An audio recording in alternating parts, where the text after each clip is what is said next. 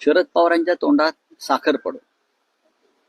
त्यांच्या भावना आम्ही समजून घेतल्या सगळ्यांनी.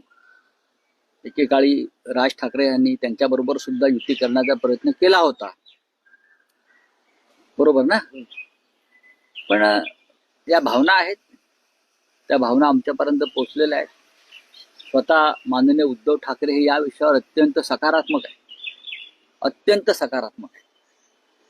आणि माननीय उद्धवजींचा हा सकारात्मक विचार महाराष्ट्राचं राजकारण भविष्यामध्ये पूर्णपणे बदलून टाकल्याशिवाय राहणार नाही. चले तुम्ही म्हणालात उद्धव ठाकरे सकारात्मक आहेत, तर मग पाऊल कधी पडणार?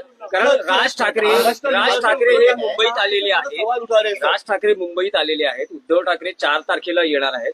तुम्ही वारंवार म्हणतात की सकारात्मक आहेत, तर पाऊल कधी पडेल? कारण आता थेट अशी वेळ आलेली आहे की दोन्ही बाजूचे समर्थक, अगदी शिवसेनेचे समर्थकही शिवसेना भवनाच्या प्रवेशद्वारापर्यंत येतात आणि राज ठाकरे उद्धव ठाकरे यांनी एकत्र